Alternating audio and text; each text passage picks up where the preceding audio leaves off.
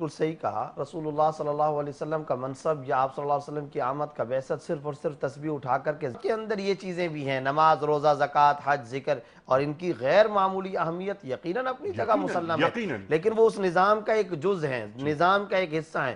سرکار دو عالم صلی اللہ علیہ وسلم پورے کا پورے ایک نظام لائے. میں ایک بات اور ذکر کرنا چاہتا ہوں جو میری نظر میں بہت اہم ہے، نبی کے ساتھ خیانت کا معاملہ.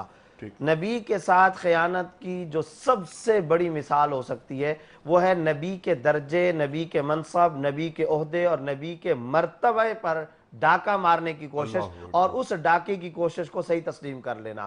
یعنی نبی صلی اللہ علیہ وسلم کا سب سے بڑا مقام، منصب کیا ہے؟ آپ صلی اللہ علیہ وسلم خاتم النبیین ہیں. جب آپ صلی اللہ علیہ وسلم خاتم النبیین ہیں، یہ ختم نبوت نبی کا اعزاز ہے، نبی کا صحرا ہے، نبی کا مقام اور درجہ ہے.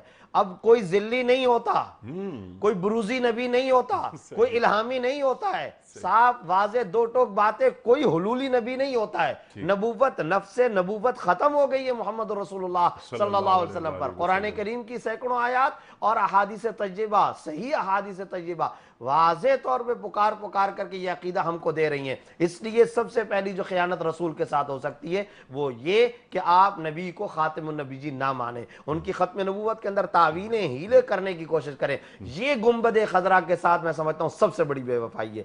اس کے ساتھ ساتھ دوسرے نمبر پر جیسا کہ مفتی ارشاد صاحب نے کہا، مفتی صاحب کو اللہ رب العزت جزائے خیر دے، وہ فرما رہے تھے کہ بعض سو کال دانشور، میں کہتا ہوں ان کو تو علم و دانش کی ہوا نہیں لگی ہے، جو نبی کو نعوذ باللہ صرف میسنجر اور ڈاکیہ بولنے کی جسارت کر دیا کرتے ہیں. نبی کے وجود مقدس کی اطاعت کا بار بار حکم دیا ہے. اللہ رب العزت نے بار بار نبی کی اتباع کا لفظ الگ سے آیا، فَاتَّبِعُونِی، میری اتباع کرو، اور اطاعت کا حکم آ رہا ہے، لِتُبَجِّنَ لِلنَّاسِ، لِتُبَجِّنَ لِلنَّاسِ، آپ بیان کریں. بیان کہتے ہیں دوپہر 12 بجے جیسے سورج کی روشنی ہوتی ہے، میں کلام اور نقوش بھیج رہا ہوں قرآن کی شکل میں، شارح آپ ہیں، مفسر آپ ہیں، مبلغ آپ ہیں، قرآن کے ترجمان آپ ہیں، محافظ اسلام آپ ہیں. آپ کو قرآن کی تفسیر کا سب سے پہلا حق ہے. جو نبی کی تفسیر، اس سے زیادہ مستند کوئی تفسیر نہیں ہو سکتی ہے. اس لیے نظریے کو چھوڑ کر صرف اور صرف اخلاق و ثواب کی بات کرنا.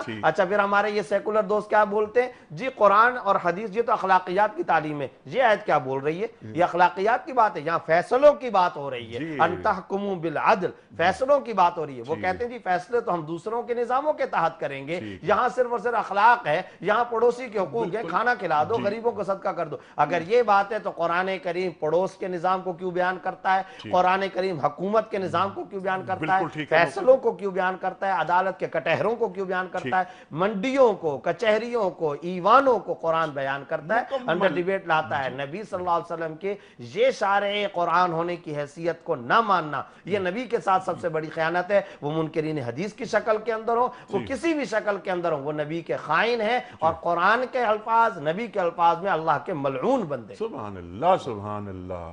اللہ سے خیانت